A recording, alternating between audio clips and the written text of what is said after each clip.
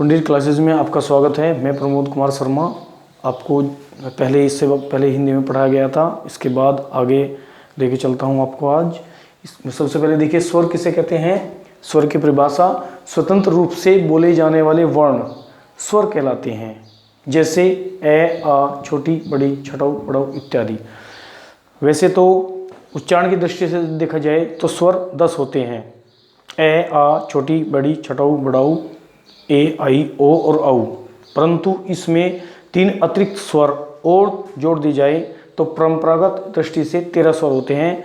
वे 3 अतिरिक्त स्वर हैं अंग, अह और ऋषि।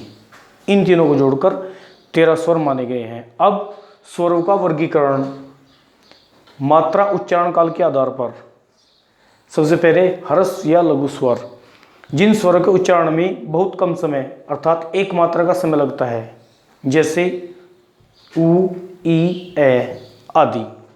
इसके बाद दीर्घ स्वर, जिन स्वरों के उच्चारण में ह्रस्व स्वर का 2 गुना समय यानी कि 2 मात्राओं का समय लगता है, जैसे आ, बड़ी, पड़ौ, ए, आई, ओ, औ इत्यादि। इसके बाद प्लुत स्वर, जिन स्वरों के उच्चारण में दीर्घ स्वर से भी अधिक समय लगता है।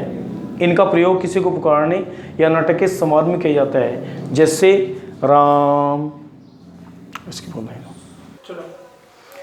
जीभ के प्रयोग के आधार पर अग्र स्वर, जिन स्वरों के उच्चारण में जीभ का अगला भाग प्रयोग किया जाता है, जैसे ई, बड़ी ई, ए और आई। फिर होता है मध्य स्वर, जिन स्वरों के उच्चारण में जीभ का मध्य भाग प्रयोग किया जाता है, जैसे आ। पश्च स्वर, जिन स्वरों के उच्चारण में जीभ का पिछला भाग प्रयोग किया जाता है, जैसे आ, उ, ओ, औ आदि। इसके बाद मुख द्वार, मुख विवर के खुलने के आधार पर वर्गीकरण। विवृत स्वर, जिन स्वरों के उच्चारण में पूरा मुंह खुलता है, जैसे आ। अर्धविवृत स्वर, जिन स्वरों के उच्चारण में आधा मुंह खुलता है, जैसे आई, औ आदि। अब देखिए संवृत स्वर, जिन स्वरों के उच्चारण में पूरा मुंह बंद रहता है, जैसे ई, ए, ऐ इत्यादि। अर्धसंवृत स्वर, जिन स्वरों के उच्चारण में आधा मुंह बंद रहता है, जैसे ए, ओ। जीवन में अपना लक्ष्य निर्धारण किस प्रकार से करें, इसके बारे में एक मोरल स्टोरी द्वारा मैं आपको अवगत कराना चाहता हूँ, इसके बारे में बताना चाहता हूँ। बात है प्राचीन काल की।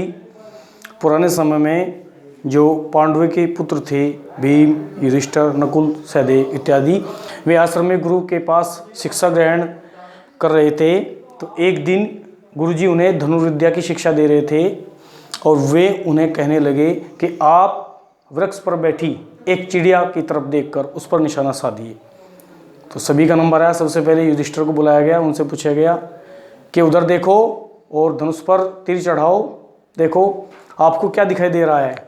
तो युधिष्ठिर ने इधर उधर देखा और आसपास दिखने वाले पशु, पक्षी, वृक्ष, पत्ते इत्यादि सभी का नाम बता दिए कि वृक्ष भी दिखाई दे रहा है, उसमें पत्ते हैं, इधर पशु भी है, उधर पक्षी चहचहा रहे हैं और इत्यादि जो है ना अनेक प्रकार की बातें बताई। इसके बाद फिर भीम का नंबर आया। भीम से पूछा गया कि आपको क्या दिखाई दे रहा है। तो उसने भी ये वर्णन किया कि गुरुदेव, मुझे वृक्ष के पत्ते, टहनी, तना और अन्य प्रकार के पशु पक्षी आदि दिखाई दे रहे हैं। कहने का तात्पर्य है सभी का नंबर आया और सभी ने उस चिड़िया के अतिरिक्त अन्य जो आसपास के उद्दीपन थे, अन्य जो आसपास के पशु पक्षी थे, उन सभी का वर्णन कर डाला। इसके बाद में फिर अर्जुन का नंबर आया। अर्जुन ने धनुष पर तीर चढ़ाया और सामने देखा सीधी चिड़िया जो बैठी थी, उस पर निशाना लगाया। अर्जुन से पूछा गया कि आपको क्या दिखाई दे रहा है। तो अर्जुन का जवाब था कि मुझे केवल चिड़िया दिखाई दे रही है। कहने का तात्पर्य ये है कि समस्या प्रत्येक व्यक्ति के जीवन में आती है, हमें उन सब का सामना करते हुए, उन्हें इग्नोर करते हुए केवल अपने लक्ष्य पर ध्यान देना चाहिए, लक्ष्य की तरफ अग्रसर रहना चाहिए। हमारा देश भारत महान है, यहाँ पर अनेक प्रकार के ऐसे प्रतिभावान व्यक्ति हुए हैं जिनसे हम आगे बढ़ने के लिए सीख ले सकते हैं और आगे बढ़ने के लिए प्रेरणा ले सकते हैं। जैसे APJ अब्दुल कलाम, इसके अतिरिक्त हमारे जो मानव थे स्वामी विवेकानंद जी, इन सभी से हम आगे बढ़ने के लिए प्रेरणा ले सकते हैं। और जीवन में जो लक्ष्य निर्धारित करें उसके लिए जी जान, पूरी मेहनत और पूरी लगन से लक्ष्य प्राप्ति की कोशिश करें तो निश्चित रूप से हमें सफलता हासिल होगी। जय हिंद, जय भारत।